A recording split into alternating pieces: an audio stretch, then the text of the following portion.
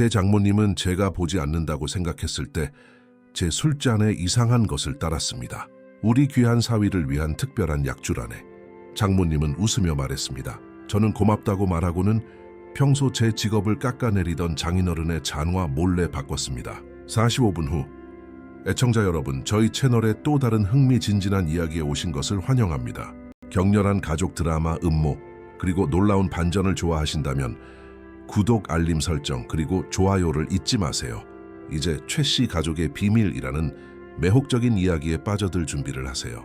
즐거운 청취 바랍니다. 제 이름은 박지훈, 32살, 서울 홍대에 스튜디오를 가진 프리랜서 사진작가입니다. 저는 밑바닥부터 제 사업을 일궜습니다. 결혼식, 자연, 잡지, 화보 등 실력만 좋으면 먹고 살 수 있는 그런 일들 말입니다. 그리고 저는 실력이 있습니다. 하지만 제 처가, 특히 장모님 김영숙 여사에게는 제가 하는 일이 늘 부족했습니다. 박서방, 그 사진 취미는 잘 되어가나? 장인어른 최민준 회장은 가족 저녁 식사 자리에서 경멸감을 숨기지도 않고 묻곤 했습니다. 그는 투자은행 임원이었고 성공을 아파트 평수와 주식 옵션으로 측정하는 그런 사람이었습니다. 평창동의 저택에서 매주 일요일마다 똑같은 일이 반복되었습니다. 장모님은 자기 딸을 애지중지하며 챙겼고 장인어른은 제 재정 상태에 대해 신문했습니다. 제 아내 수진이는 식탁 밑에서 제 손을 꽉 잡으며 부모님 대신 조용히 사과를 전했습니다. 저는 그 주 내내 몽골고비 사막에 대한 리포트를 촬영하고 있었습니다. 내셔널 지오그래픽 코리아에 실릴 사진을 찍기 위해 사막을 횡단했습니다. 지칠 대로 지쳤지만 수진이는 장모님, 생신 저녁 식사에 빠질 수 없다고 주장했습니다. 딱 몇 시간이면 돼. 그녀가 약속했습니다. 장모님이 부엌에서 저를 붙잡았을 때 불안하게 움직이던 그 눈빛, 자네를 위해 특별히 만들었다며 그 술을 건넬 때 손가락이 미세하게 떨리던 모습을 보았을 때 뱃속이 불편했던 그 느낌을 들었어야 했습니다. 무언가 잘못되었습니다. 저는 단지 그것이 얼마나 잘못될지 몰랐을 뿐입니다. 수진이와 저는 6년 전 제 작품이 전시된 한 전시회에서 만났습니다. 그녀는 환경과학 석사 과정을 막 마쳤고 저는 막 이름을 알리기 시작하던 참이었습니다. 우리는 즉시 통했습니다.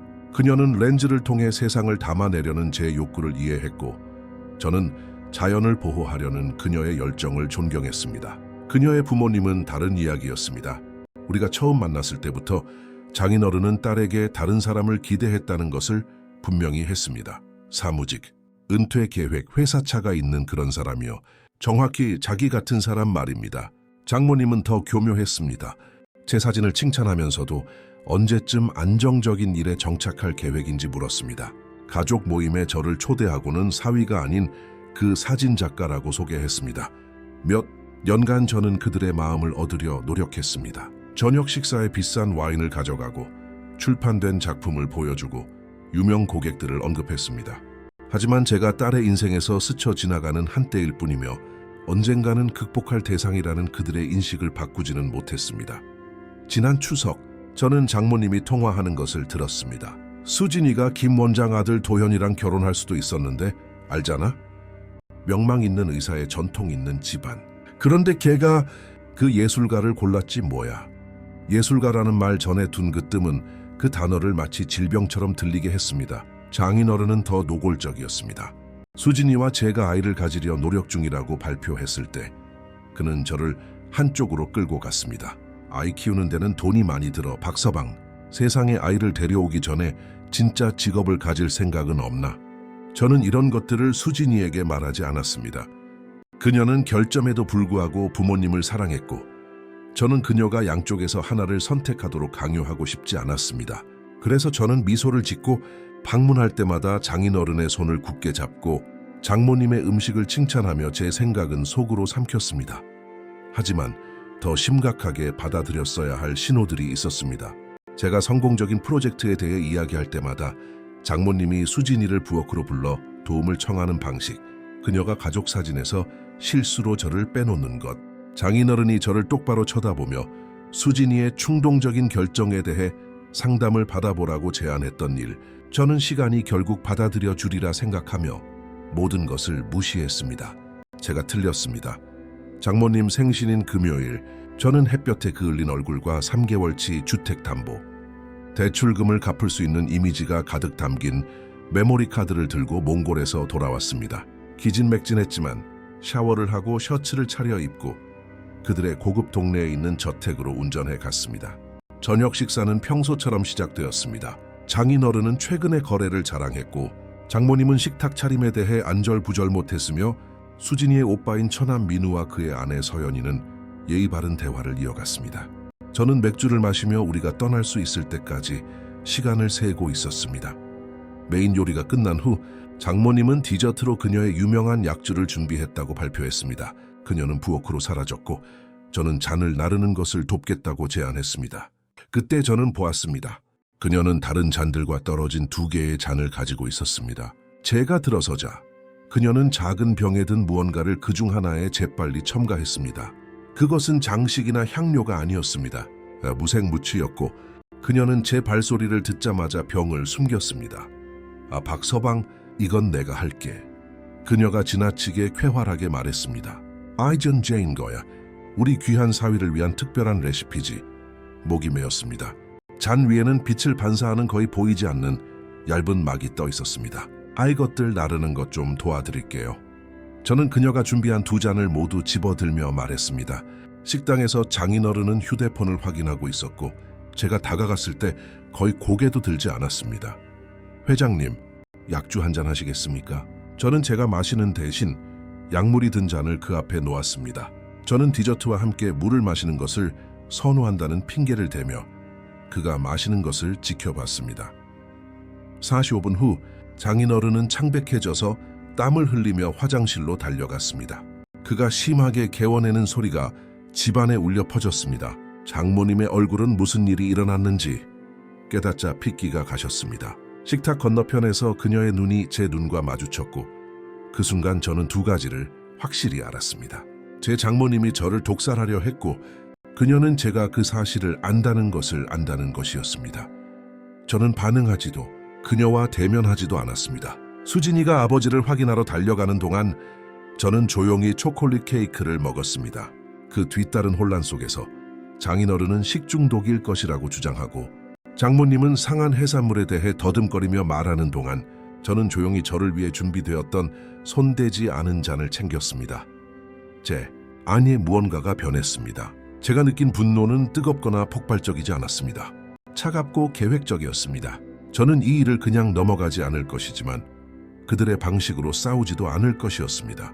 저는 그들이 자신들이 어떤 사람인지 정확히 마주하게 만들 것이었습니다. 저녁 식사 후 월요일, 저는 그 잔을 독성학 연구소를 운영하는 전 고객인 강 부장에게 가져갔습니다. 개인적인 일입니까? 아니면 업무상 일입니까? 제가 필요한 것을 설명하자 그가 물었습니다. 가족 문제입니다. 제가 대답했습니다. 3일 후 그에게서 전화가 왔습니다. 박 작가님, 이 음료에 벤조디아제핀이 들어있었습니다. 치명적이지는 않지만 몇 시간 동안 의식을 잃게 하거나 기억 상실을 유발할 수 있는 충분한 양입니다. 이거 어디서 구하셨습니까? 저는 감사하다고 말하고 서면 보고서를 요청했습니다. 그의 질문에는 대답하지 않았습니다. 그날 밤 저는 수진이에게 당분간 일요일 저녁 식사는 거르고 싶다고 말했습니다. 다가오는 전시회에 집중해야 한다고 했습니다. 그녀는 실망했지만 이해해 주었습니다. 저는 그녀에게 검사 결과에 대해 말하지 않았습니다. 아직은 아니었습니다. 먼저 더 많은 정보가 필요했습니다. 다음 2주 동안 저는 몇 가지 조사를 했습니다. 장모님은 3명의 다른 의사에게서 안정제 처방을 받고 있었습니다. 그녀는 몇 년 동안 복용량을 2배, 3배로 늘려왔습니다. 또한 동네에서 그녀에 대한 소문이 돌았습니다. 이웃 파티에서의 이상한 행동, 골프 클럽에서의 보석 절도 혐의, 그녀의 가족이 덮으려 애썼던 이야기들. 저는 모든 것을 수집하고 때를 기다렸습니다. 그 기회는 수진이가 어머니가 소셜미디어 프로필 사진이 필요하다고 언급했을 때 찾아왔습니다. 엄마가 특별히 당신이 찍어주길 바라셔. 수진이가 그 요청에 놀라며 말했습니다. 저는 동의했습니다. 다음 토요일, 저는 한 손에는 장비 가방을, 다른 한 손에는 봉인된 봉투를 들고 혼자 그들의 집에 도착했습니다. 장모님은 우아하게 차려입고 완벽한 화장을 한 채 기다리고 있었습니다. 장인어른은 서재에 있다고 그녀가 설명했습니다. 시작하기 전에 제가 차분하게 말했습니다. 이걸 보시는 게 좋겠습니다. 저는 그녀의 여러 처방전 사본과 함께 독성학 보고서가 담긴 봉투를 그녀에게 건넸습니다. 그녀가 읽는 동안 손이 떨렸습니다. 이건 말도 안 돼. 그녀가 속삭였습니다. 난 절대 그런 짓을. 우리 둘 다 무슨 일이 있었는지 알죠? 제가 말을 끊었습니다. 제가 모르는 건 이유입니다. 그녀의 얼굴이 굳어졌습니다. 자네는 내 딸에게 과분해. 절대 어울리지 않아. 남자는 사진 따위가 아니라 안정을 제공해야 해. 그래서 딸의 남편에게 약을 먹이는 것이 안정을 제공하는 겁니까? 저는 목소리를 낮게 유지했습니다. 자네를 다치게 하려던 게 아니었어. 그녀가 쏘아 붙였습니다. 그냥 몸이 안 좋게 만들어서. 자네가 몇 달 동안 떠들어대던 그 우스꽝스러운 갤러리 오프닝을 놓치게 하려던 것뿐이야. 수진이에게 자네가 믿을 만한 사람이 아니라는 걸 보여주려고. 저는 그 말이 가라앉도록 내버려 두었습니다. 다음에 무슨 일이 일어날지 보시죠. 제가 마침내 말했습니다. 장인어른에게 당신이 한 짓을 말하세요. 그런 다음 두 분 다 저를 존중하기 시작하세요. 저에 대한 생각이 바뀌어서가 아니라 그 대안은 수진이가 자기 부모님이 정확히 어떤 사람인지 알게 되는 것이니까요. 장모님이 웃었지만 공허하게 들렸습니다. 걔는 우리 대신 자네 말을 절대 믿지 않을 거야. 저는 장비 가방을 집어들었습니다. 아무도요. 하지만 검사 보고서, 처방 기록, 그리고 당신들이 소원하게 만든 이웃들은 믿겠죠. 딸과의 관계를 걸고 도박할 의향이 있으신 겁니까? 저는 사진 한 장 찍지 않고 떠났습니다. 그날 밤 장모님은 수진이에게 울면서 전화해서 제가 촬영 중에 부적절하게 행동했으며 적대적이고 위협적이었다고 주장했습니다. 수진이가 저를 추궁했을 때 저는 더 이상 진실을 숨길 수 없었습니다. 저는 그녀에게 모든 것을 보여주었습니다. 검사 보고서, 처방전, 심지어 몇 년 동안 점점 더 적대적으로 변해온 그녀 어머니의 문자 메시지까지. 우리 엄마가 그랬을 리 없어. 그녀는 계속 말했지만 그 목소리에는 확신이 없었습니다. 다음 날 그녀는 부모님과 대면했습니다. 저는 그 자리에 없었지만 그녀가 집에 돌아왔을 때 그녀의 눈은 울어서 붉어져 있었습니다. 아빠는 모든 게 오해라고 하셔. 그녀가 조용히 말했습니다. 당신이 경력에 대해 불안해서 우리 사이를 갈라놓으려 한다고. 저는 그저 고개를 끄덕였습니다. 예상했던 바입니다. 당신 생각은 어때? 제가 물었습니다. 그녀는 대답하지 않고 그저 침대로 기어가서 저에게서 등을 돌렸습니다. 저는 방역했지만 어쩐지 그들의 함정에 더 깊이 빠져버렸습니다. 이제 저는 그들의 이야기 속 악당이 되었고 그들은 제게 가장 중요한 단 한 사람의 마음에 의심을 심는 데 성공했습니다. 2주 동안 수진이는 저와 거의 말을 하지 않았습니다. 그녀는 혼자 부모님 댁에 갔고 붉어진 눈과 새로운 의심을 안고 돌아왔습니다. 저는 폭풍이 지나가기를 바라며 스튜디오에서 오랜 시간을 보내며 일에 몰두했습니다. 그때 제게 소포가 하나 도착했습니다. 발신인은 없고 낯선 필체로 제 이름만 적혀 있었습니다. 안에는 USB 드라이브와 쪽지가 들어 있었습니다. 이걸 보셔야 해요. 서연, 처남 민우의 아내였습니다. 드라이브에는 비디오 파일이 들어 있었습니다. 장인어른과 장모님 집의 가정용 보안 카메라 영상이었습니다. 날짜 도장은 저녁 식사가 있던 그날 밤을 보여주었습니다. 부엌에서 장모님이 음료에 무언가를 분명히 첨가하고 있었습니다. 제가 들어가서 잔을 집어드는 모습, 장인어른이 약물이 든 잔을 마시는 모습. 하지만 더 있었습니다. 우리가 떠난 후의 영상이었습니다. 장모님이 장인어른에게 소리치며 그가 잘못된 잔을 마셨다고 비난했습니다. 장인어른이 맞받아쳤습니다. 당신이 이런 짓 한 게 처음도 아니잖아. 저는 그 영상을 3번 돌려보며 제가 본 것을 처리하려 애썼습니다. 장모님의 행동에 대한 확인뿐만 아니라 패턴의 증거였습니다. 장인어른이 알고 있었다는 증거. 다음 파일은 저녁 식사 이틀 후의 것이었습니다. 장모님과 장인어른이 거실에서 저에 대해 논쟁하고 있었습니다. 그가 당신이 한 짓을 알아? 장인어른이 말했습니다. 그래서 뭐? 장모님이 대답했습니다. 그 사람 말과 내 말 중 하나야. 수진이는 절대 가족 대신 그 사람을 선택하지 않아. 그리고 만약 그런다면 걘 내가 키운 딸이 아니지. 장모님이 차갑게 말했습니다. 걱정 마. 벌써 걔한테 걔네 결혼 생활의 문제점들에 대해 얘기하기 시작했어. 씨앗을 심고 있다고. 내가 끝낼 때쯤이면 걔는 자기가 원해서 이혼하는 줄 알 거야. 저는 손을 떨며 노트북을 닫았습니다. 이건 단지 저에 대한 것이 아니었습니다. 수진이의 삶을 통제하고 그들의 비전에 맞지 않는 사람으로부터 그녀를 고립시키려는 체계적인 노력이었습니다. 그리고 그들은 몇 년 동안 이 짓을 해왔습니다. 저는 즉시 서연에게 전화했습니다. 왜 이걸 저한테 보냈어요? 내가 민우 씨랑 결혼했을 때 그들이 나한테 똑같은 짓을 했으니까요. 그녀가 조용히 말했습니다. 2년 동안 우릴 헤어지게 하려고 했어요. 내가 부족하다면서. 거의 성공할 뻔했죠. 왜 우리한테 말하지 않았어요? 민우 씨는 몰라요. 그녀가 인정했습니다. 그 사람은 아버지를 우상화하고 아버지가 하는 말은 뭐든 믿어요. 말하려고 했지만 그는 내가 편집증이라고 생각해요. 그냥 그들이 다른 사람에게 똑같은 짓을 하는 걸 지켜볼 수 없었어요. 다음 날 장인어른에게서 문자가 왔습니다. 남자 대 남자로 얘기 좀 하지. 아내들 빼고. 저는 그의 골프 클럽에서 그를 만났습니다. 그는 개인실에서 위스키를 마시며 기다리고 있었습니다. 박서방, 그가 시작했습니다. 가족이란 복잡한 거야. 내 아내 김 여사가 좀 까다롭고 방어적일 수 있지만 속뜻은 좋아. 누군가에게 약을 먹이는 게 속뜻이 좋은 겁니까? 제가 물었습니다. 그는 손을 흔들어 무시했습니다. 오헤이야, 김 여사가 불안증 약을 먹거든. 아마 잔을 헷갈렸겠지. 저한테 보안 카메라 영상이 있습니다. 회장님, 그의 표정이 즉시 변하며 차갑고 계산적인 무언가로 굳어졌습니다. 뭘 원하나? 돈? 그런 건가? 자네가 재정적인 이유로 수진이와 결혼했다는 건 항상 알고 있었지. 두 분이 우리를 그냥 내버려 두길 원합니다. 제가 간단히 말했습니다.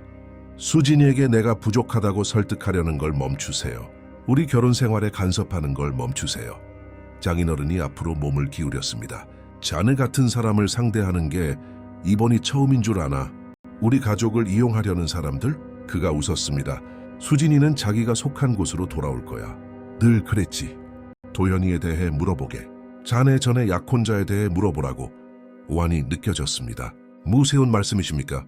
수진이는 자네 만나기 전에 약혼했었어. 좋은 친구였지, 의사. 우리가 걔 집안 배경이 마음에 안 들었어. 걔가 수진이한테 맞지 않다고 설득하는데 6개월이 걸렸지. 수진이는 파혼하고 울면서 아빠한테 돌아왔어. 그가 미소 지었습니다. 역사는 반복되는 법이야, 친구. 집으로 돌아오는 길에 저는 수진이의 대학 룸메이트였던 윤에게 전화했습니다. 도현이에 대해 물었습니다. 맙소사, 그녀가 말했습니다. 그거 끔찍했지. 그는 수진이한테 완벽한 사람이었는데 걔네 부모님이 그가 바람 피운다고 설득하고 증거까지 조작했어. 그가 진실을 말하려고 했지만 그때쯤 수진이는 이미 그를 믿지 않았어. 이제 패턴이 분명해졌습니다. 이것은 단지 저에 대한 것이 아니었습니다. 그것은 통제에 관한 것이었습니다. 딸의 삶에 대한 완전한 통제. 그리고 그들은 전에도 이런 짓을 했습니다. 저는 즉시 수진이와 대면하지 않았습니다. 대신 제가 찾을 수 있는 모든 증거를 모으기 시작했습니다. 처음에는 저와 이야기하기를 꺼렸던 도현이에게 연락했습니다.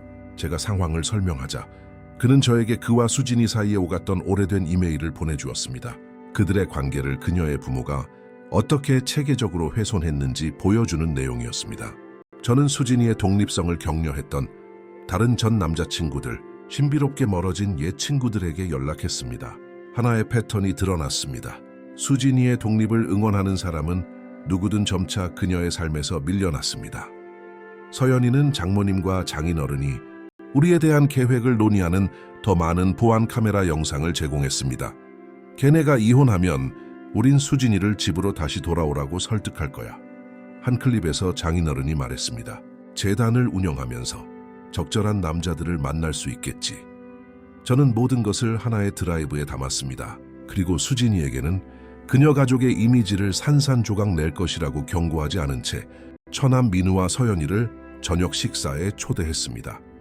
디저트를 먹을 무렵 저는 노트북을 TV에 연결했습니다. 두 사람이 봐야 할 게 있어. 제가 말했습니다. 다음 1시간 동안 우리는 함께 그 영상을 보았습니다. 수진이는 얼굴이 창백해진 채 꼼짝도 하지 않았습니다. 민우는 계속 고개를 저으며 우리 부모님은 저런 분들이 아니야 라고 중얼거렸습니다. 영상이 끝났을 때 수진이는 눈물을 흘리며 저를 돌아봤습니다. 왜 진작 말하지 않았어? 당신이 직접 보길 바랐으니까. 제가 말했습니다. 모든 것을. 그들이 내게 한 짓뿐만 아니라 평생 동안 당신에게 해온 짓들을. 민우가 벌떡 일어났습니다. 분노에 차서. 이건 거짓말이야. 당신이 이 비디오들 편집했어. 우리 부모님이 이럴 리 없어. 서연이가 그의 팔을 만졌습니다. 그들은 우리한테도 그랬어요, 민우 씨. 우리가 지호 아들을 낳고 나서야 왜 그들이 갑자기 나를 좋아하기 시작했다고 생각해요? 손자가 생겼다는 건 그들이 영향력을 갖게 되었다는 뜻이니까. 민우의 얼굴에서 핏기가 가셨습니다. 당신은 나한테 한 번도 말 안 했잖아.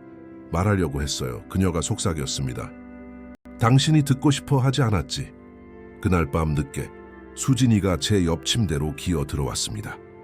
이걸 정리할 시간이 필요해. 그녀가 부드럽게 말했습니다. 하지만 당신을 믿어. 그리고 의심해서 미안해. 다음 날 아침 장모님에게서 전화가 왔습니다. 수진이가 스피커폰으로 설정했습니다. 얘야, 우리 집에 와서 좀 지내는 게 어떨까 생각 중이었어. 장모님이 쾌활하게 말했습니다. 아빠랑 내가 네 걱정을 하고 있단다. 결혼 생활은 힘든 법이고 가끔은 떨어져 있는 게 상황을 명확하게 해줄 수 있거든. 엄마 수진이가 말을 끊었습니다. 저 비디오들 봤어요. 침묵. 그리고 무슨 비디오? 엄마가 지훈 씨 음료에 약 타는 보안 카메라 영상이요. 엄마랑 아빠가 제 결혼 생활 끝내려고 계획 짜는 거요. 또 다른 침묵. 수진아, 걔가 보여준 게 뭐든 조작된 거야. 너도 알잖니? 박서방이 항상 우리 가족을 질투했다는 거. 그만하세요. 수진이의 목소리는 확고했습니다. 오늘 밤에 거기로 갈게요. 우리 모두 민우 씨, 서연 씨, 지훈 씨 그리고 저 가족으로서 얘기해요. 더 이상 거짓말은 없어요. 전화를 끊은 후 수진이가 저를 돌아봤습니다. 그들은 모든 걸 부인할 거야. 당신 탓으로 돌리려 하겠지. 저는 고개를 끄덕였습니다. 알아. 그럼 우리 계획은 뭐야? 몇 주 만에 처음으로 저는 미소 지었습니다. 당신 부모님이 진짜 나를 만날 때가 된 것 같네. 사진만 찍는 게 아니라 어떻게 이야기를 전달해야 하는지 아는 나를. 그날 밤 우리는 제 카메라 장비를 가지고 장인어른과 장모님 댁에 도착했습니다. 민우와 서연이는 이미 거실에 뻣뻣하게 앉아 있었습니다. 장인어른은 자신만만해 보였습니다. 오해가 좀 있었던 것 같군. 오해는 없습니다. 제가 삼각대를 설치하며 말을 끊었습니다. 가족 기록을 위해 이 대화를 기록할 겁니다. 장모님이 즉시 반대했습니다. 이건 사적인 가족 문제야. 정확합니다. 제가 동의했습니다. 가족 문제죠. 그리고 저도 가족입니다. 당신들이 그걸 바꾸려고 그렇게 애썼음에도 불구하고요. 다음 2시간 동안 우리는 모든 것을 폭로했습니다. 음료, 조작, 도현이, 다른 전 남자친구들, 수진이와 민우의 평생을 형성해온 그 패턴. 장인어른과 장모님은 물론 모든 것을 부인했습니다. 저를 불안정하고 조종하려 든다고 했습니다. 하지만 그들이 부인할 때마다 저는 다른 클립을 재생하고 다른 이메일을 보여주었습니다. 그들의 얼굴은 점점 더 창백해졌고 부인은 약해졌습니다. 마침내 수진이가 일어섰습니다. 두 분을 사랑해요. 제 부모님이니까요. 하지만 두 분이 하신 일은 용서할 수 없어요. 더 이상 제 삶을 통제하실 수 없어요. 민우가 고개를 끄덕였습니다. 우리는 성인이에요. 우리 파트너, 우리 길은 우리가 선택해요. 장모님이 울기 시작했습니다. 뉘우침이 아니라 통제력을 잃고 있다는 깨달음 때문이었습니다. 장인어른은 그저 멍해 보였습니다. 마치 자식들이 자신에게 반항하고 있다는 것을 이해할 수 없다는 듯이. 우리가 떠날 준비를 할 때 저는 장인어른에게 USB 드라이브를 건넸습니다. 여기 모든 게 들어있습니다. 영상, 이메일, 증언들 가지세요. 이게 무슨 뜻인가? 그가 의심스럽게 물었습니다.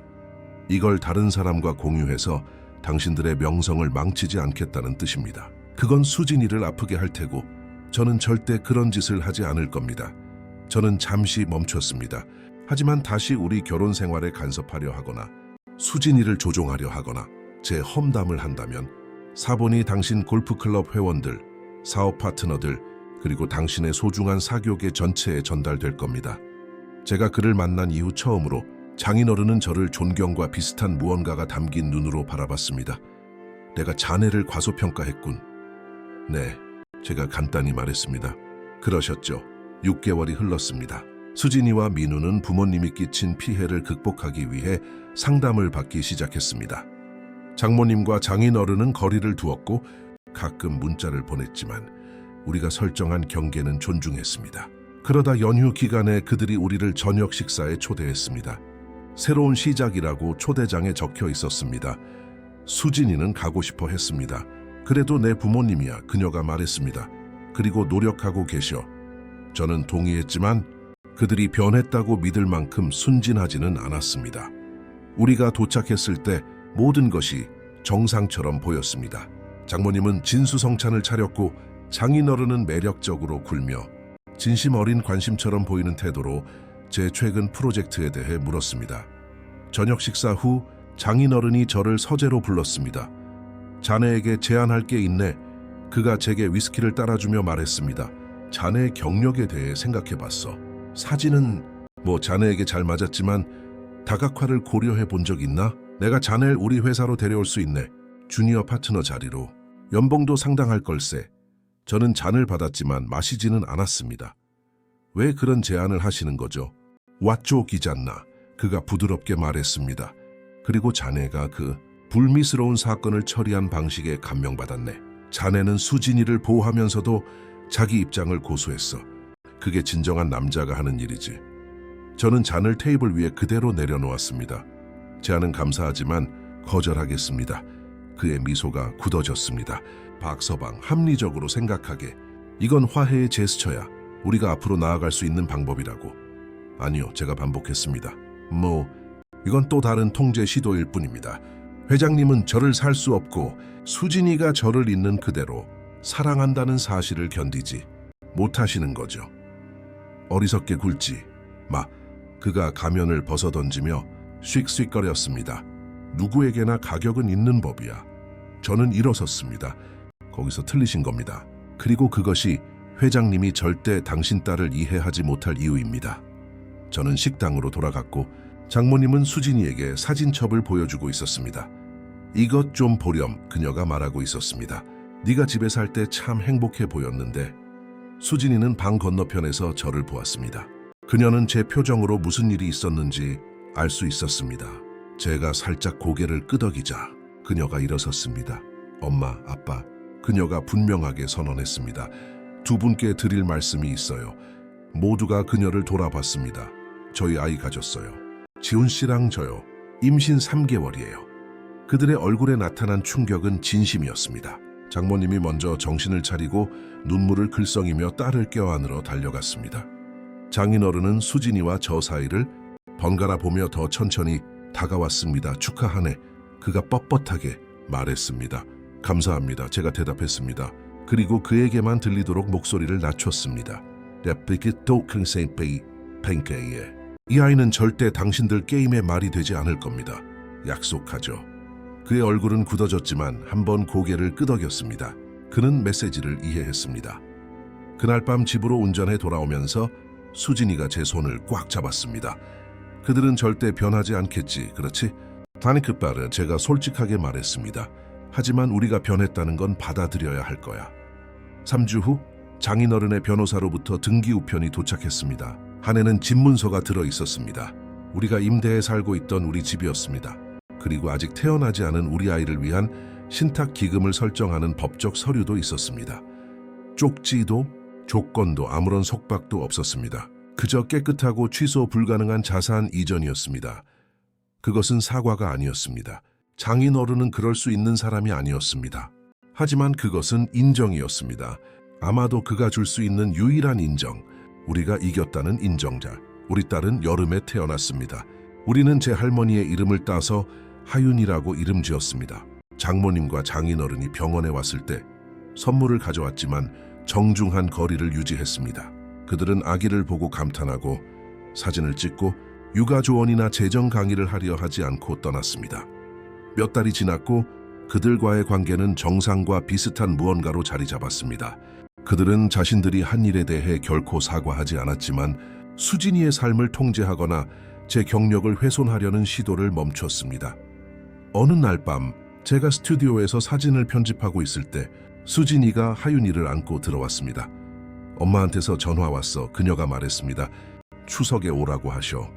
저는 컴퓨터에서 고개를 들었습니다. 당신은 어떻게 하고 싶어? 가야 할 것 같아. 그녀가 대답했습니다. 하지만 조건이 있어. 그들 집이 아니라 호텔에 머물 거야. 우리가 원할 때 떠날 거고 하윤이랑 단둘이 있는 시간은 없어. 저는 고개를 끄덕였습니다. 합리적이네. 그녀는 아기를 부드럽게 흔들며 제 옆에 앉았습니다. 있잖아. 예전에는 성공이란 부모님을 행복하게 해드리는 거라고 생각했어. 그들의 인정을 받고 그들의 기대에 부응하는 거. 그녀는 우리 딸을 그리고 다시 저를 바라봤습니다.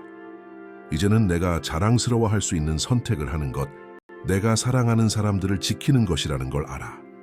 추석 2주 전 장인어른에게서 큰 봉투가 도착했습니다. 안에는 그의 회사 연례 보고서를 위한 화려한 카탈로그가 들어있었습니다. 제 사진들이 전면에 실려 있었습니다. 풍경, 인물, 건축 사진. 제가 그들의 간섭 없이 제 방식대로 작업한 결과물이었습니다. 짧은 메모가 있었습니다. 내가 아는 최고의 사진작가를 고용했네. 사본을 갖고 싶어 할 것 같아서. 그것은 용서나 화해가 아니었습니다. 그것은 다른 무언가였습니다. 아마도 존경. 제가 그의 방식이 아닌 제 자신의 방식으로 성공했다는 인정이었습니다. 저는 고맙다고 전화하지 않았습니다. 우리 둘 다 이것이 감사의 문제가 아니라는 것을 이해했습니다. 그것은 새로운 경계, 새로운 현실을 인정하는 것에 관한 것이었습니다. 그해 봄, 저는 서울 시내에 제 갤러리를 열었습니다. 개관식 날, 수진이는 엉덩이에 하윤이를 걸친 채 제 곁에 서 있었습니다. 제 부모님은 부산에서 올라오셨습니다. 친구들과 고객들이 공간을 가득 메우고 제가 몇 년 동안 담아온 이미지들에 감탄했습니다. 장인어른과 장모님도 저녁 늦게쯤 왔습니다. 오래 머물지는 않았습니다. 장모님은 수진이의 세심한 감시 아래 하윤이를 잠시 안았습니다.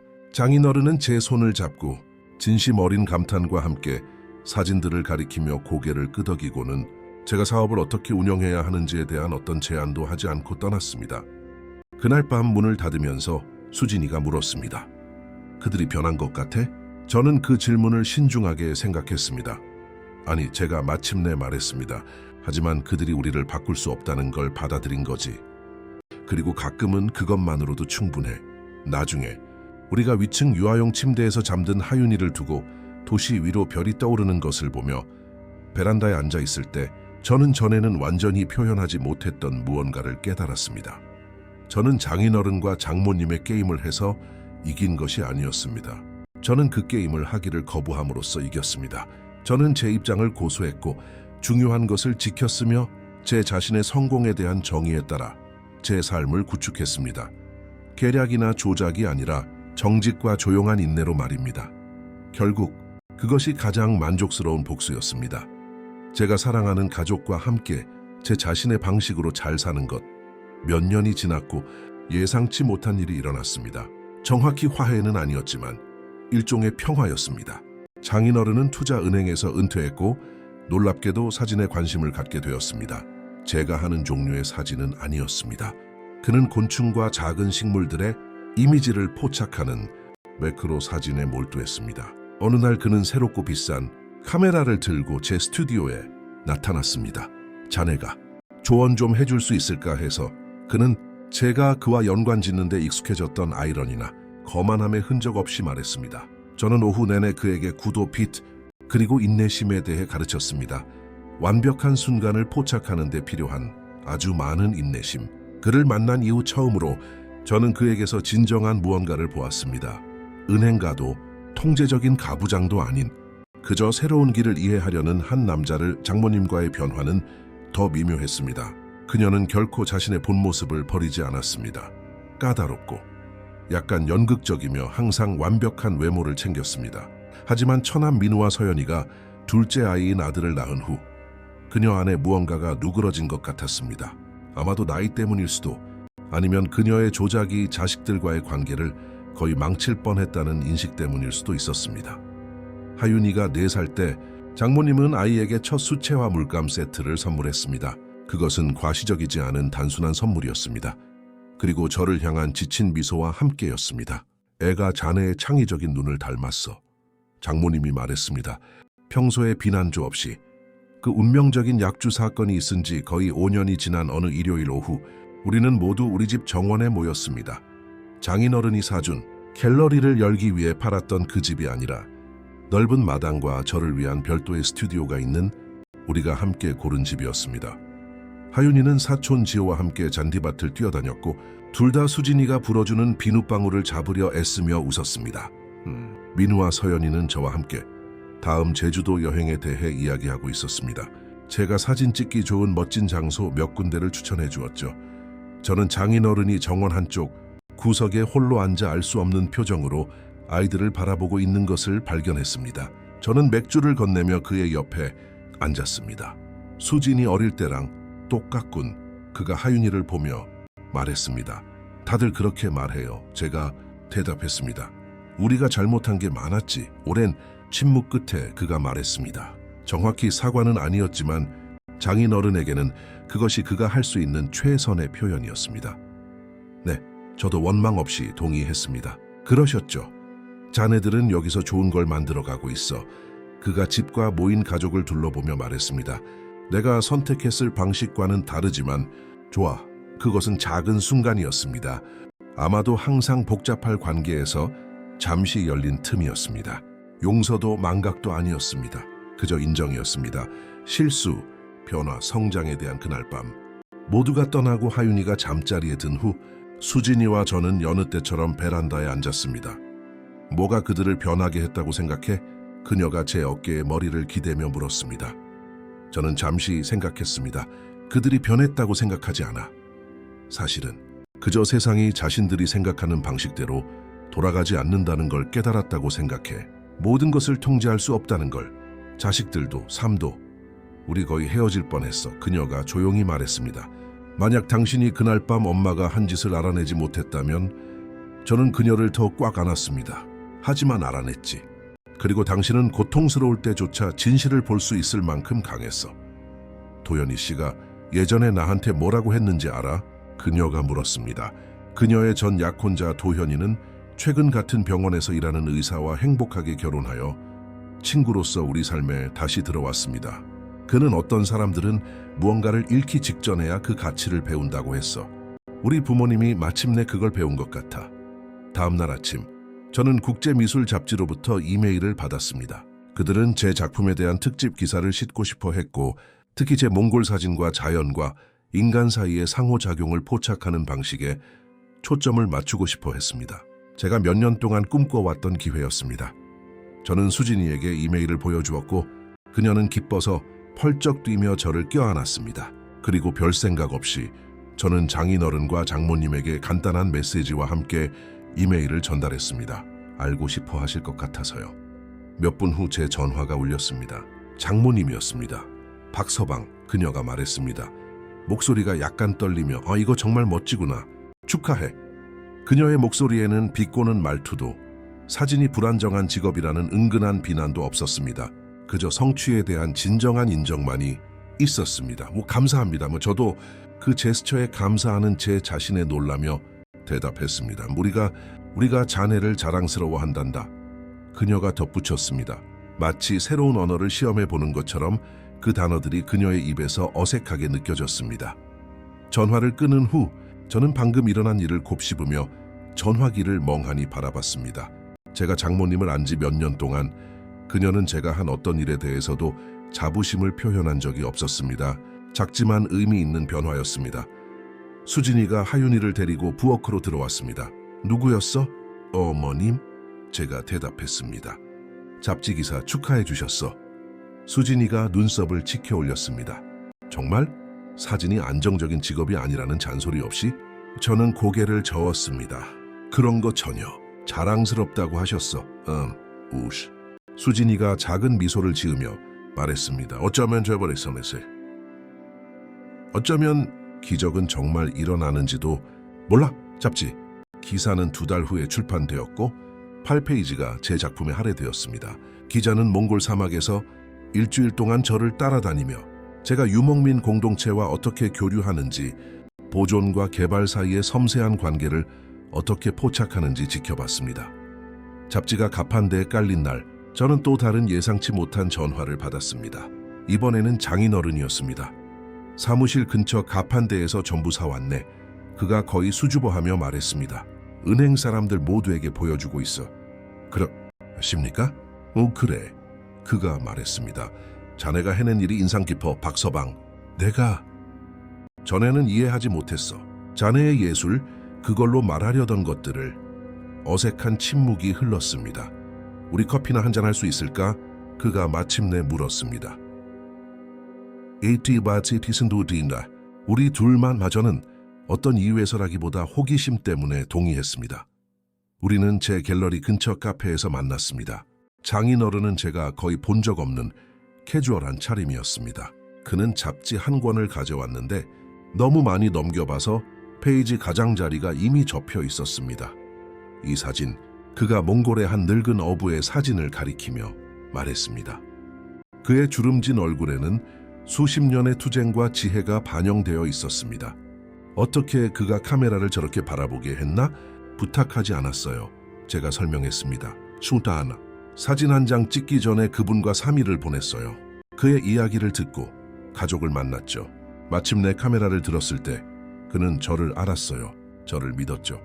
장인어른이 천천히 고개를 끄덕였습니다. 인내심, 관계 구축, 우리가 은행에서 하는 일과 크게 다르지 않군. 단지 결과물이 다를 뿐. 그것은 작은 양보였지만 많은 것을 드러냈습니다. 몇 년 동안 장인어른은 제 경력을 사치스러운 것 취미로 여겼습니다. 이제 처음으로 그는 공통점을 찾으려 애쓰며 자신의 방식으로 제 세계를 이해하려 했습니다. 김 여사와 나, 그가 시작했다가 멈추고는 커피를 한 모금 마셨습니다. 우리는 최고의 장인, 장모가 아니었지. 저는 비웃음을 터뜨리고 싶은 충동을 참았습니다. 네, 아니셨죠. 수진이가 자넬 처음 집에 데려왔을 때 우리가 본 건 온통 위험뿐이었어. 사진작가?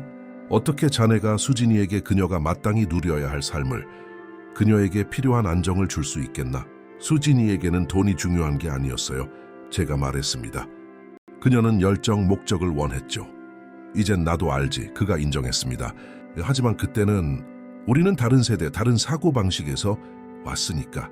그렇다고 장모님이 한 짓이 정당화되진 않죠. 제가 단호하게 대답했습니다. 그가 고개를 숙였습니다. 이유? 아니, 그렇지 않아. 김 여사에게는 문제가 있어. 항상 그랬지. 통제, 불안, 사랑하는 사람들을 잃을 거라는 두려움. 그럼 알고 계셨군요? 제 음료에 뭘 탔는지? 그는 직접적으로 대답하지 않았습니다. 네, 우리 결혼 생활은 완벽하지 않아. 박서방. 한 번도 그런 적 없었지. 하지만 거의 40년을 함께 하다 보면 서로의 결점을 받아들이는 법을 배우게 돼. 그 결점들이 다른 사람들을 다치게 할 때조차도요. 그가 한숨을 쉬었습니다. 아마 도시노케이스야. 특히 그럴 때지. 그걸 마주한다는 건 훨씬 더 많은 것을 마주해야 한다는 뜻이니까. 그것은 장인어른이 한 가장 솔직한 인정이었습니다.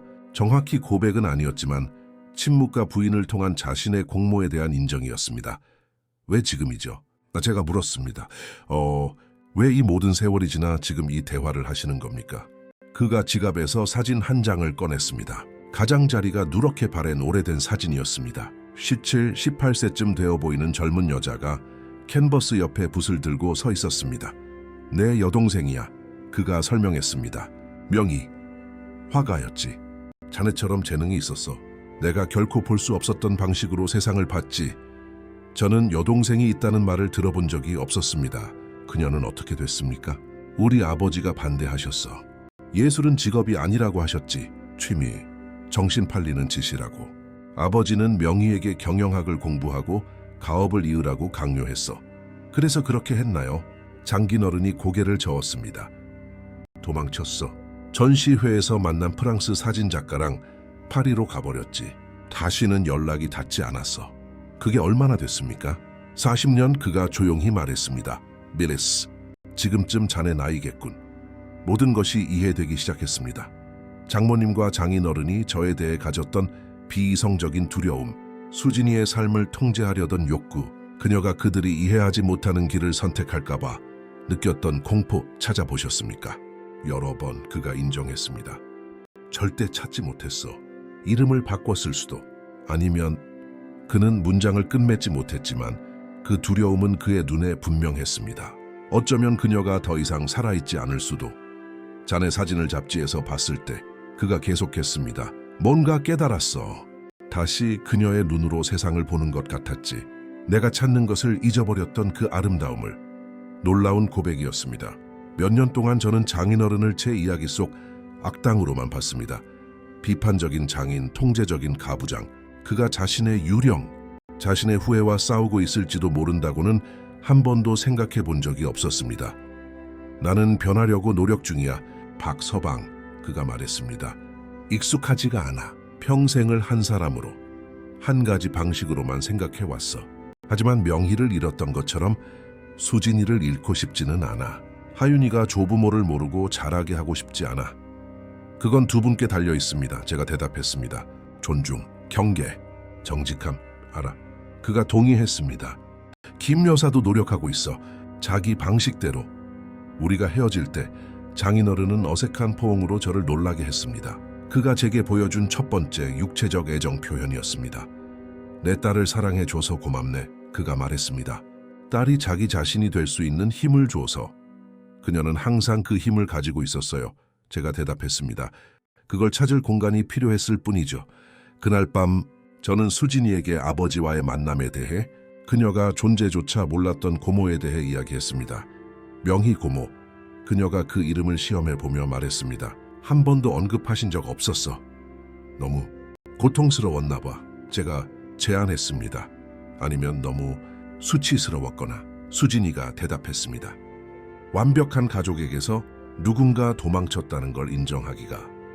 그녀는 잠시 침묵에 잠겨 가족사에 대한 이 새로운 정보를 흡수했습니다.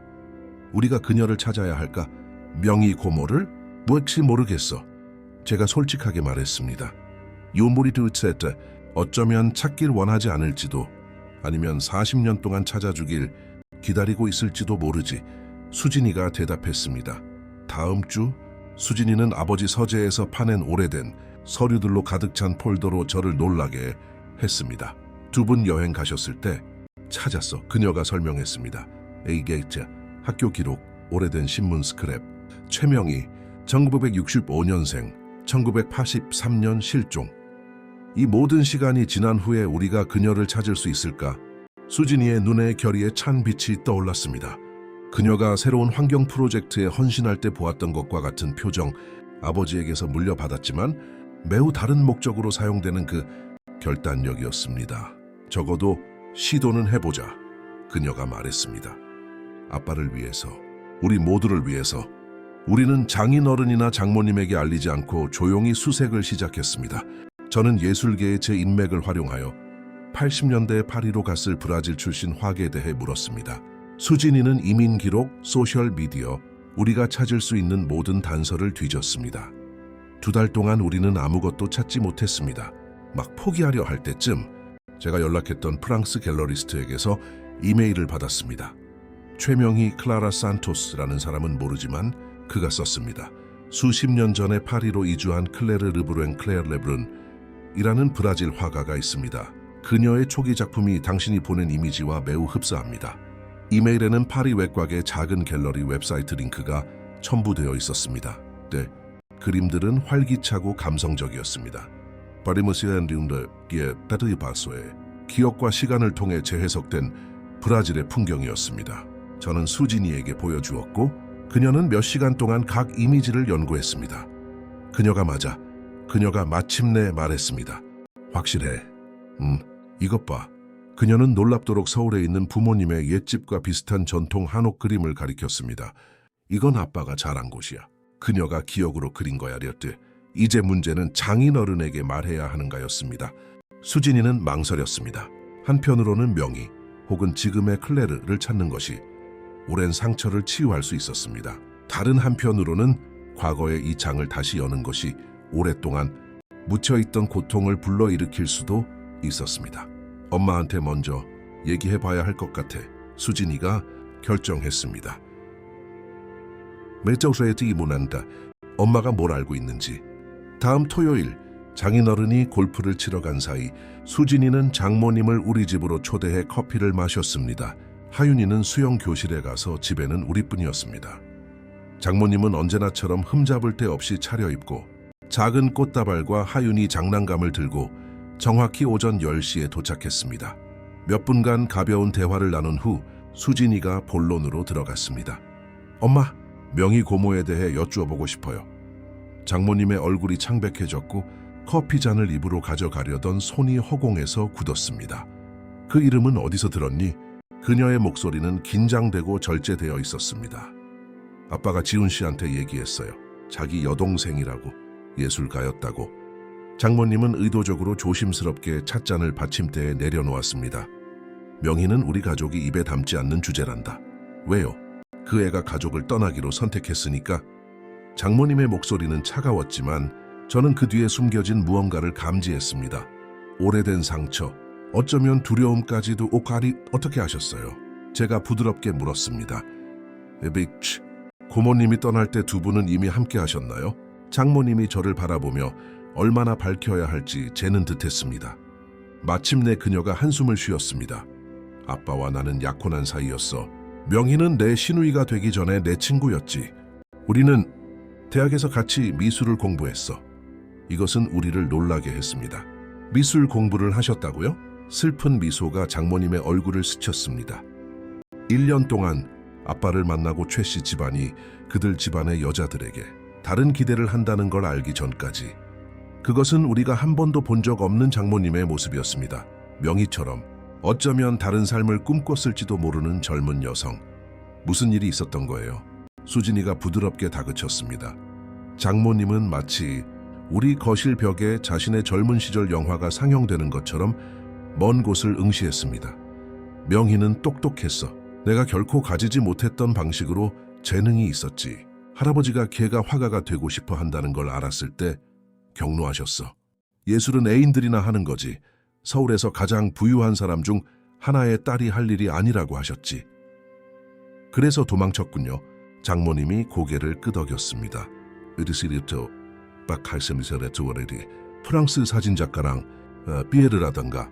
내가 도왔어. 엄마가요? 수진이는 충격받은 듯 보였습니다. 내가 돈을 주고 비행기표를 사줬어. 나는 걔의 용기가 부러웠어. 장모님이 손에 쥔 냅킨을 비틀었습니다. 네 아빠는 그것 때문에 날 용서하지 않았어. 아빠가 몇 년 동안 걔를 찾았다는 걸 내가 모른다고 생각하지만 난 알아. 항상 알았지. 왜 저희한테 고모에 대해 한 번도 말씀 안 하셨어요? 수진이가 물었습니다. 비밀로 간직된 가족사에 대한 상처가 목소리에 묻어났습니다. 우리가 걔를 얼마나 그리워했는지, 네 아빠가 걔를 지지하지 못한 걸 얼마나 후회했는지 인정하는 것보다 차라리 걔가 존재하지 않았던 척하는 게 더 쉬웠으니까. 장모님이 저를 똑바로 바라봤습니다. 그래서 아빠가 항상 자네에게 그렇게 혹독했던 거야, 박서방. 자네가 걔를 생각나게 했거든. 똑같은 열정, 정해진 길을 따르기를 거부하는 똑같은 모습. 조각들이 맞춰지기 시작했습니다. 장인어른과 장모님의 행동, 통제력을 잃을까봐 느꼈던 비이성적인 두려움, 수진이 삶에 제가 등장한 것에 대한 극단적인 반응. 저희가 고모를 찾았어요. 수진이가 우리가 발견한 이미지들을 장모님에게 보여주며 조용히 말했습니다. 아테과 샤스우딘지야사, 파리에 계세요. 지금은 클레르라고 불려요. 장모님이 떨리는 손으로 태블릿을 받아들고 거의 절박할 정도의 강렬함으로 그림들을 바라봤습니다.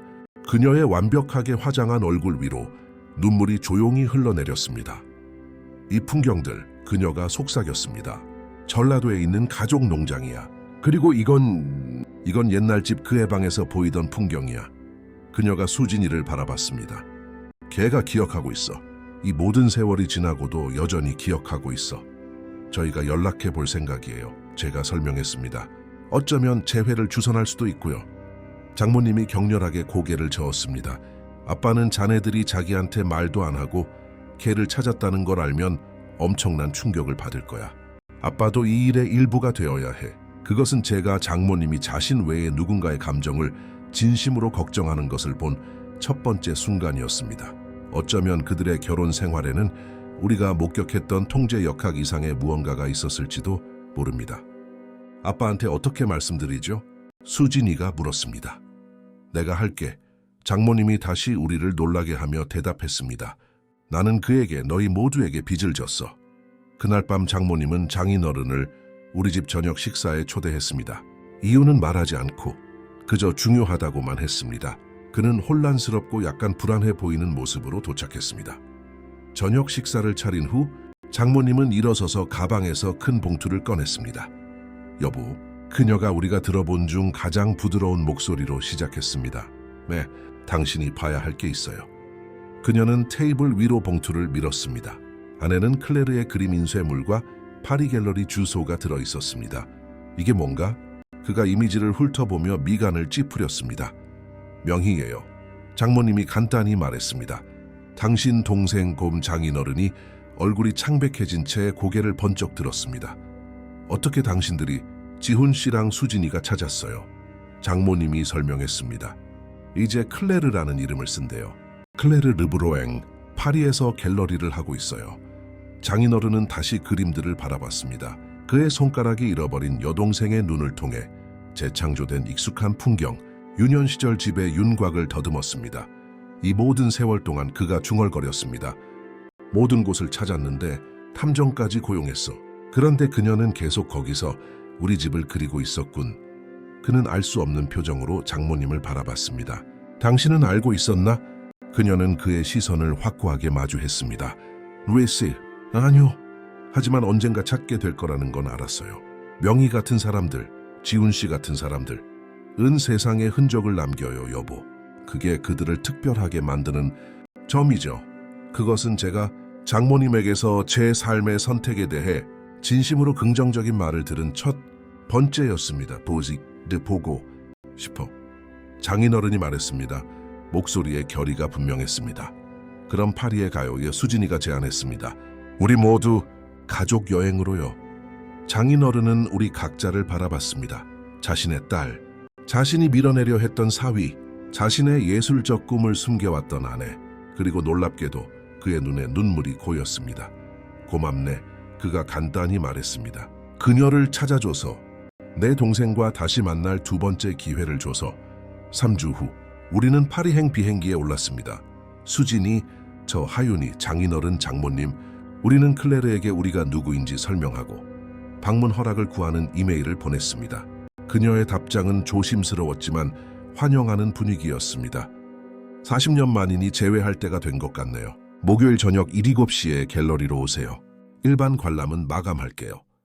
장모님은 비행 내내 초조해하며 완벽하게 정돈된 머리를 매만지고 화장을 거듭 확인했습니다. 만약 걔가 날 미워하면 어떡하지? 그녀는 다른 사람들이 정신없는 틈을 타 제게 속삭였습니다. 머물렀다는 이유로, 예술 대신 오빠를 선택했다는 이유로.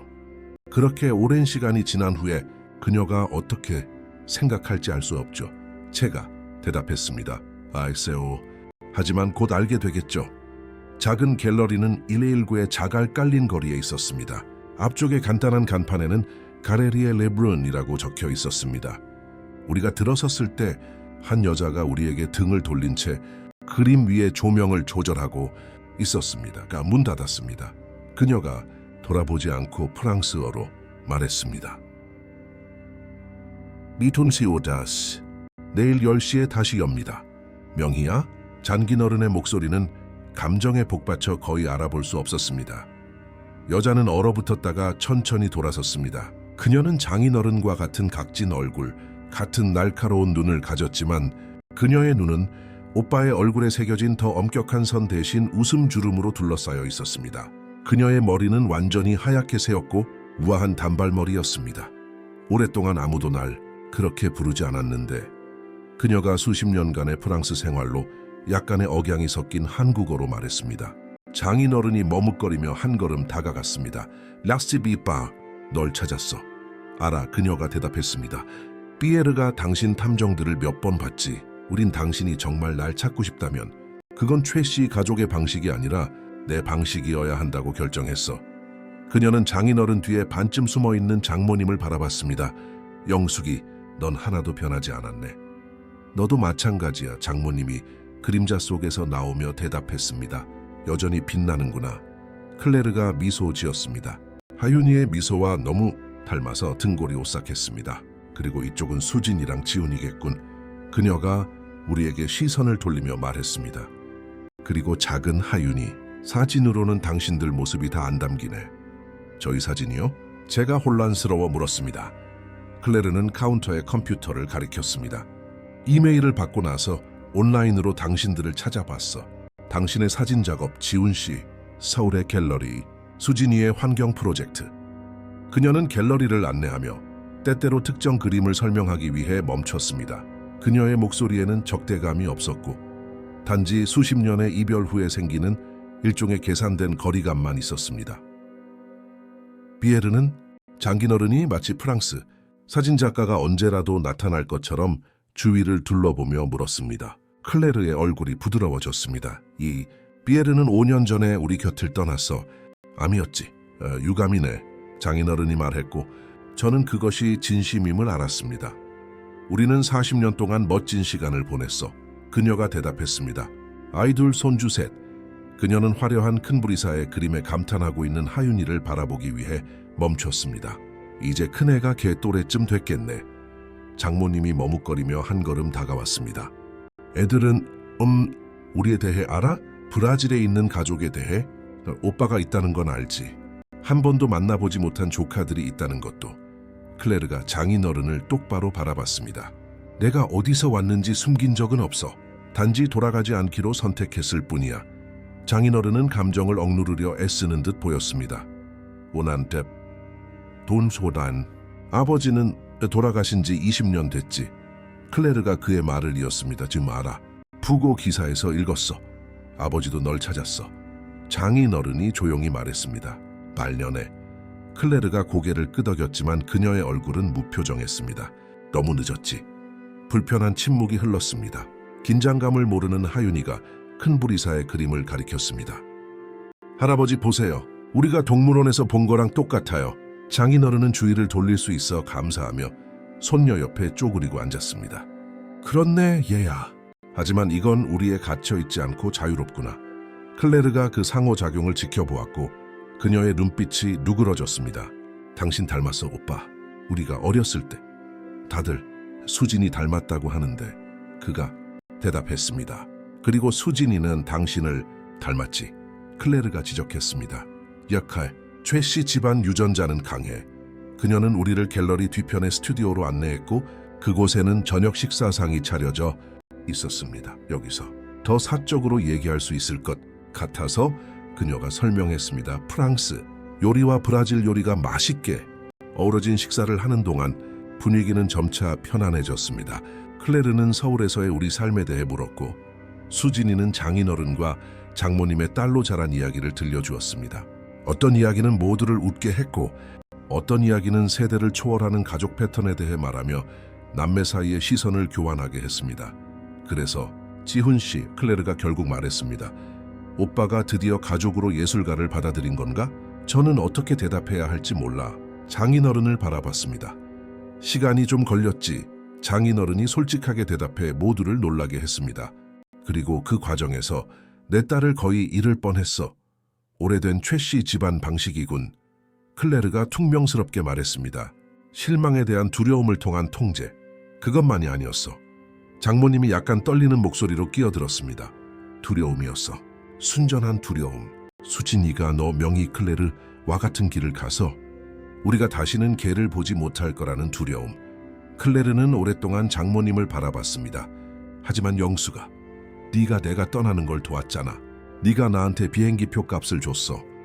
네가 내가 할 수 없었던 일을 할 만큼 용감했으니까. 장모님이 대답했습니다. 나도 너만큼이나 예술을 사랑했어. 하지만 네 용기가 없었지. 그래서 난 남았어. 오빠와 결혼했지. 그게 내가 원하는 거라고 스스로를 설득하려 애썼어. 장인어른이 충격받은 듯 아내를 바라봤습니다. 당신 나한테 한 번도 그런 말 한 적 없잖아. 어떻게 할 수 있었겠어? 장모님이 물었습니다. 오늘사에도 당신은 이미 예술 때문에 여동생을 잃었잖아. 나도 그걸 꿈꿨다고 어떻게 말할 수 있었겠어? 베이치 가면이 벗겨진 것 같았습니다. 우리가 알던 완벽하게 침착했던 장모님이 우리 눈앞에서 무너지며 그 아래에 상처받기 쉽고 복잡한 여성을 드러냈습니다. 그래서 수진이가 지훈 씨를 집에 데려왔을 때 클레르가 시작했습니다. 내 모든 두려움이 되살아났지. 장모님이 말을 이었습니다. 걔가 너처럼 우리에게서 멀어지는 길을 선택할까봐 두려웠어. 걔가 내가 내 꿈을 얼마나 타협했는지 알게 될까봐 두려웠지. 그래서 그들의 관계를 망치려 했군. 클레르가 결론 내렸습니다. 장모님이 고개를 숙였습니다. 내가 제정신이 아니었어. 내가 용서받지 못할 짓을 저질렀지. 무슨 짓? 클레르가 장모님과 저를 번갈아 보며 물었습니다. 수진이와 저는 시선을 교환했습니다. 우리는 이 첫 재회에서 모든 이야기를 폭로할 계획은 없었지만 이미 진실을 숨길 수 있는 지점을 넘어선 것 같았습니다. 저녁 식사 중에 제 음료에 무언가를 넣으셨어요. 제가 설명했습니다. 아마 진정제였겠죠. 저는 알아채고 장인어른과 잔을 바꿨습니다. 클레르가 눈썹을 치켜 올리며 오빠에게로 시선을 돌렸습니다. 그래서 오빠는 거기에 어떻게 반응했어? 장인어른은 몹시 불편해 보였습니다. 리차 도스, 최선의 방식은 아니었지. 영숙이를 변호했어. 우리는 상황을 통제하려 했지. 수진이가 지훈 씨를 의심하도록 조종하면서 클레르가 짐작했습니다. 그래, 장인어른은 부인하려 하지 않았습니다. 도토치, 도티떼. 수진이가 지훈 씨 만나기 전 약혼자한테도 똑같은 짓을 했었지. 도현이, 씨요, 수진이가 덧붙였습니다. 그리고 나랑 민우한테도 그랬죠. 서연이 민우. 아내가 끼어들었습니다. 이 부분은 원문에 없지만 문맥상 서연이는 파리에 가지 않았습니다. 이 문장은 제외하는 것이 맞습니다. 수정, 원문에는 구스타보와 차미라가 파리에 갔다는 언급이 없습니다. 따라서 서연 카밀라의 등장은 여기서 제외합니다. 클레르가 고개를 끄덕였습니다. 마치 이미 의심했던 것을 확인받은 것처럼. 어떤 것들은 절대 변하지 않는 모양이군. 장인어른이 슬픈 눈으로 여동생을 바라봤습니다. 하지만 어떤 건 변해. 우린 노력하고 있어. 우리가 여기 왔잖아. 클레르가 길고 신중한 한숨을 내쉬었습니다. 당신들 이메일을 받았을 때 그녀가 수진이와 저를 바라보며 말했습니다. 내 첫 번째 본능은 거절하는 거였어. 40년은 긴 시간이야. 나는 여기서 내 삶을 일궜어. 내 가족, 내 경력, 오래된 상처를 다시 들출 필요가 없었지. 왜 거절하지 않으셨어요? 제가 물었습니다. 그녀가 미소 지었습니다. 부드럽지만 날카로웠습니다. 레콘데이팅 디아컴버. 지훈 씨, 당신 작품을 봤기 때문이야. 그리고 수진이의 일도 당신들이 오빠와 영숙이가 그랬던 것처럼, 우리 부모님이 그랬던 것처럼 굴지 않는다는 걸 봤어. 어쩌면 최 씨 가족이 마침내 진화했을지도 모른다고 생각했지. 마시쳤나이사. 그녀는 일어나 선반으로 가서 두꺼운 사진첩을 집어 들었습니다. 게다가 그녀가 계속했습니다. 내 조카들이 사촌들을 만날 때가 되었다고 생각했어. 그녀는 앨범을 펼쳐 파리에서 자라는 두 아이, 그리고 성인이 되어 결혼하고 자신들의 아이를 낳는 사진들을 보여주었습니다. 앙투아는 이제 38살이야. 소르본에서 문학교수지. 소피는 35살이고 해양생물학자야. 앙투아는 아이가 둘, 소피는 하나. 수진이가 경이로워하며 사진들을 손가락으로 쓸어 넘겼습니다. 파리에 사촌들이 있다니. 하윤이에게는 뭐가 되지? 육촌? 잘 가족이지. 클레르가 간단히 말했습니다. 그들은 가족이야. 장인어른은 더 이상 눈물을 참지 못했습니다. 수년간의 슬픔과 후회가 마침내 해방구를 찾은 듯 그의 얼굴 위로 눈물이 하염없이 흘러내렸습니다. 미안하다, 명희야. 그가 그녀의 어릴 적 이름을 부르며 흐느꼈습니다. 널 지지해주지 못해서 미안해. 아버지가 우리 삶을 좌지우지하게 내버려둬서 미안해. 모든 게. 클레르는 오랫동안 오빠를 바라봤습니다. 그리고 천천히 손을 뻗어 그의 팔을 만졌습니다. 알아. 그녀가 조용히 말했습니다. 알아. 정확히 용서는 아니었지만 그것은 시작이었습니다. 수십 년의 침묵 끝에 새로운 무언가를 위한 문이 열린 것입니다. 앙투안과 소피가 당신들을 만나고 싶어해. 클레르가 계속했습니다. 괜찮다면 내일 점심 먹으러 올 거야. 정말 좋죠. 수진이가 저에게 확인을 구하며 대답했습니다. 저는 미소 지으며 고개를 끄덕였습니다. 가족 상봉이네. 장모님이 거의 믿을 수 없다는 듯 중얼거렸습니다. 클레르가 잠시 그녀를 바라봤습니다. 영수가, 너 아직도 그림 그려? 장모님은 그 질문에 놀란 듯 보였습니다. 아니, 몇 년 동안 안 그렸어. 하지만 그리고 싶었지. 클레르가 질문이 아닌 단언하듯 말했습니다. 장모님은 자신의 대답이 미칠 영향을 가늠하려는 듯 장인어른을 그리고 수진이를 바라봤습니다. 그래, 그녀가 마침내 말했습니다. 윤대, 항상 그리고 싶었어. 절대 늦지 않았어. 클레르가 주변의 스튜디오를 가리키며 말했습니다. 날 믿어. 우리가 다음 날 점심 식사를 위해 다시 오기로 약속하며 그날 밤 작별 인사를 할 때 우리가 도착했을 때는 없었던 가벼움이 우리 사이에 있었습니다. 우리는 치유된 가족이 아니었습니다. 전혀 아니었죠. 하지만 우리는 마침내 아무리 불편하더라도 진실을 마주하는 가족이었습니다. 호텔로 돌아오는 길, 수진이의 팔에 잠든 하윤이를 안고 장인어른이 제 옆에서 조용히 걸었습니다. 파리의 거리는 조용했고 오래된 가로등의 황금빛에 젖어 있었습니다. 고맙네. 그가 갑자기 말했습니다. 그녀를 찾아줘서 내 동생과 다시 만날 두 번째 기회를 줘서. 수진이가 고집했어요. 제가 솔직하게 대답했습니다. 하지만 우리에게 길을 보여준 건 자네야. 그가 반박했습니다. 우리가 자네를 밀어내려 했을 때 자네는 버텼어. 자네는 수진이를 우리로부터 보호했을 뿐만 아니라 그녀가 우리처럼 되는 것으로부터도 보호했어. 그는 몇 걸음 앞서 장모님과 조용히 대화하는 딸과 손녀를 바라보며 멈춰 섰습니다. 내가 왜 항상 예술가들을 그렇게 두려워했는지 아나? 그가 물었습니다. 여동생이 예술가랑 도망쳤으니까요. 그가 고개를 저었습니다. 예술가들은 진실을 보니까 나 같은 사람들이 쌓아 올린 외면을 꿰뚫어 보지. 명희는 항상 내 진짜 모습을 봤어. 아버지가 원했던 순종적인 아들이 아니라 필사적으로 기대에 부응하려 애쓰는 겁먹은 소년이었지. 그리고 자네도 첫날부터 영숙이와 나를 꿰뚫어 봤지. 안 그런가? 우리가 계속 걸으면서 저는 장인어른의 질문을 곱씹었습니다. 저는 버릴 줄 모르는 삶의 방식에 갇힌 두 사람을 봤어요. 제가 마침내 대답했습니다. 그것이 두 분을 고통스럽게 할 때조차도요. 사랑하는 사람들을 다치게 할 때조차도. 그는 방어적인 태도 없이 제 평가를 받아들이며 고개를 끄덕였습니다. 몇 년 전만 해도 상상할 수 없었던 일이었습니다. 자네가 부러웠어. 그가 고백했습니다. 자네의 자유로움, 다른 사람들이 어떻게 생각하든 상관없이 자신의 방식대로 살 수 있는 능력. 제가 신경 쓰지 않는 게 아니에요. 제가 부드럽게 정정했습니다. 단지 올바른 의견을 소중히 여기는 법을 배웠을 뿐이죠. 수진이의 의견, 제 자신의 의견. 내가 70년이 걸려서야 배우기 시작한 교훈이군. 그가 슬픈 미소를 지으며 말했습니다. 다음 날 점심은 놀라움의 연속이었습니다. 앙투안이 먼저 도착했습니다. 장인어른과 같은 매부리코를 가졌지만 클레르의 부드러운 눈매를 닮은 키가 크고 마른 남자였습니다. 그는 아내 마고와 7살, 9살짜리 두 딸을 데려왔는데 아이들은 즉시 하윤이에게 매료되었습니다. 소피가 곧이어 도착했습니다. 오빠보다 키가 작고 클레르에 따르면 아버지 피에르의 검은 머리를 가졌지만 숨길 수 없는 최씨 집안의 미소를 지니고 있었습니다. 그녀의 남편 필립은 4살짜리 아들을 데려왔는데 하윤이가 우리가 선물로 가져온 브라질 동물 미니어처로 놀자고 설득할 때까지 아빠, 다리 뒤에 숨어있던 수줍음 많은 아이였습니다. 처음에는 어색했습니다.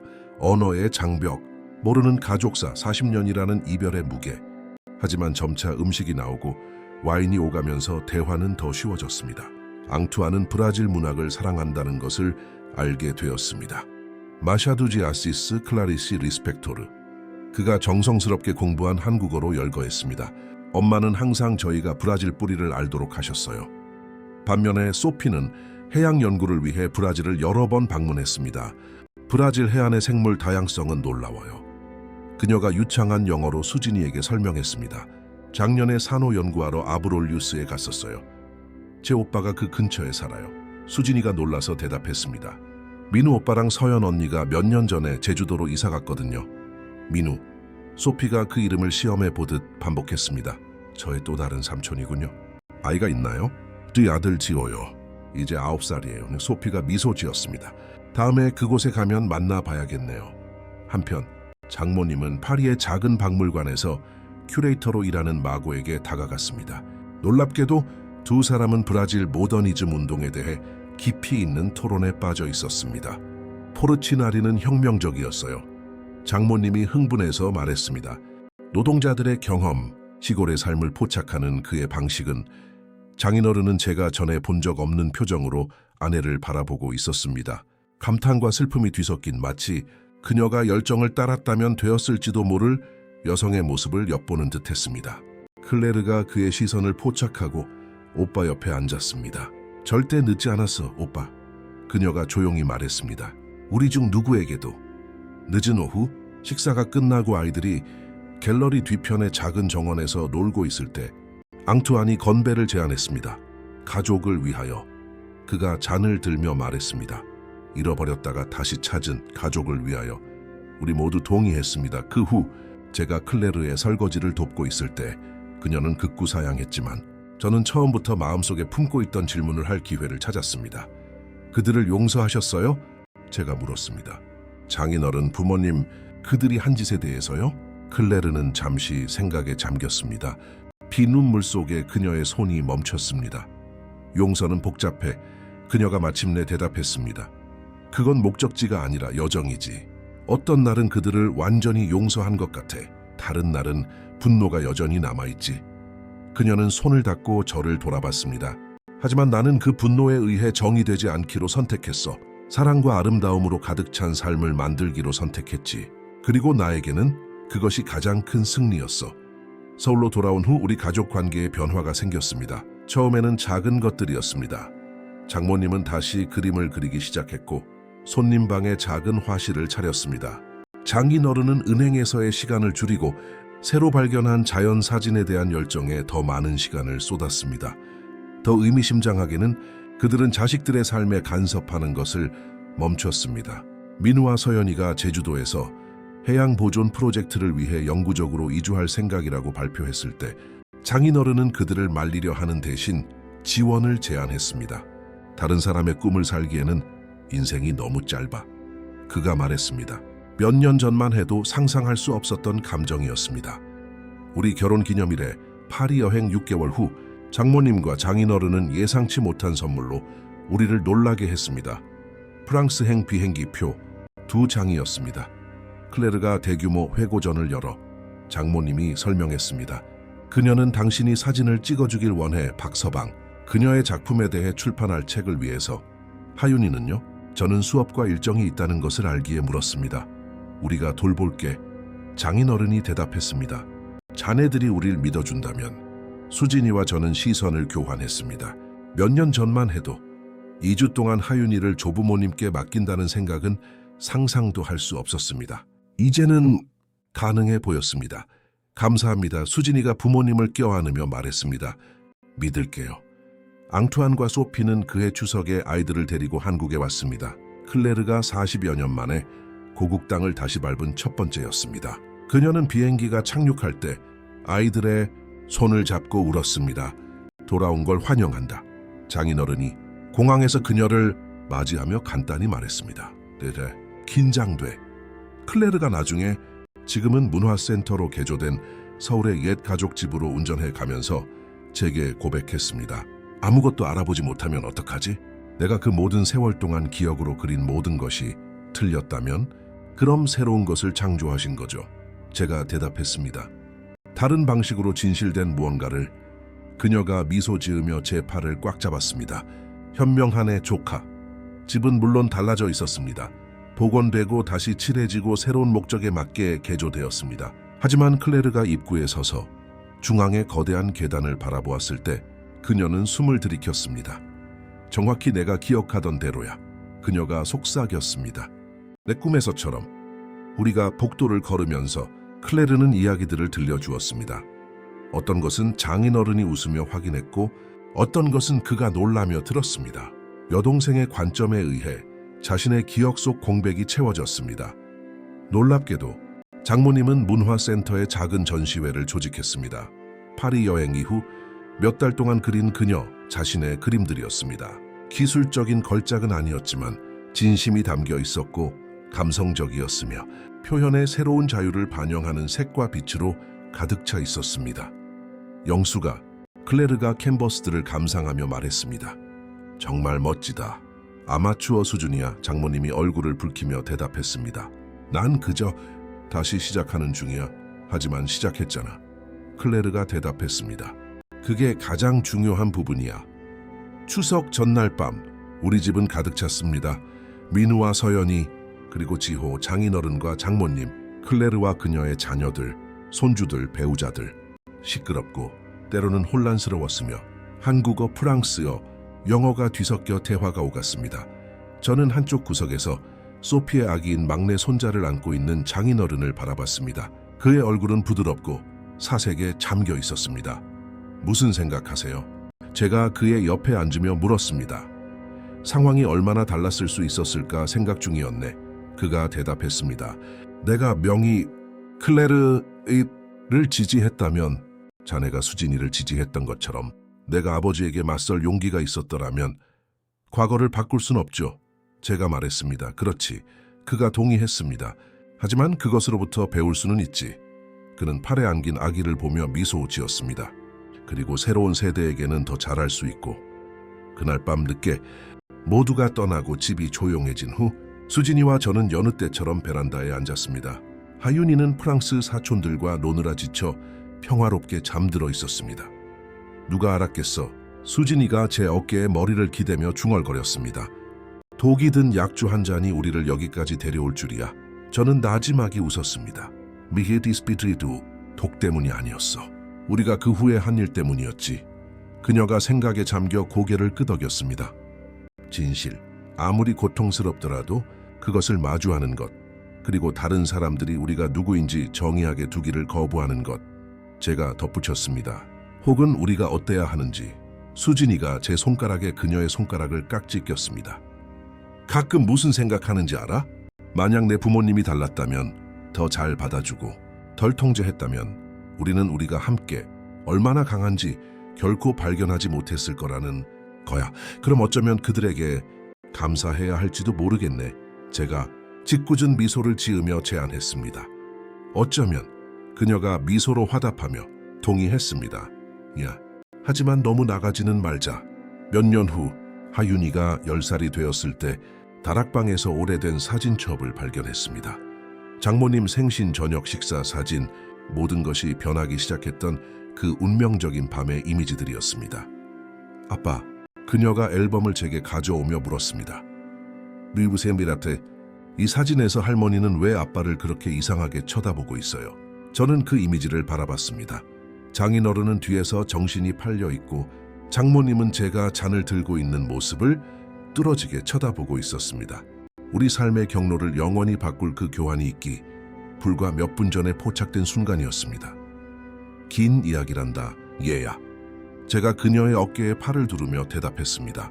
가족에 대한 이야기, 그리고 때로는 무언가를 진정으로 찾기 위해 먼저 잃어야 한다는 이야기. 클레르 할머니처럼요? 그녀가 물었습니다. 정확히 클레르 할머니처럼. 제가 동의했습니다. 그리고 내 조부모님처럼. 누군가를 사랑한다는 건 네가 원하는 사람이 아니라 그들이 진정 누구인지 그대로 두는 법을 배우는 것이라는 걸 깨달으셨지.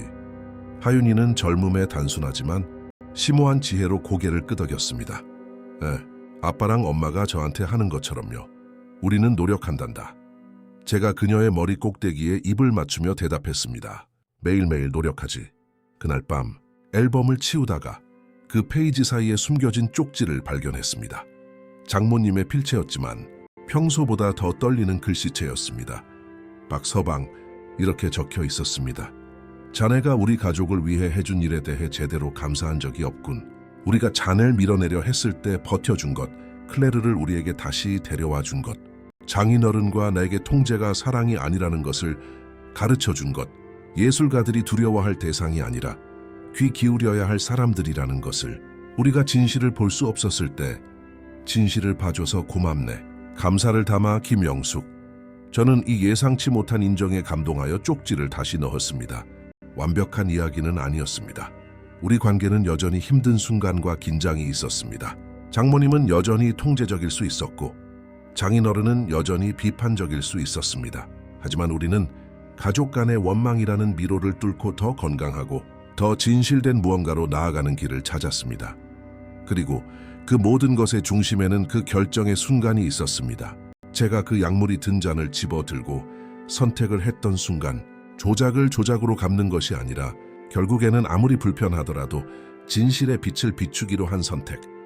왜냐하면 결국 진정으로 치유하는 것은 그것뿐이기 때문입니다.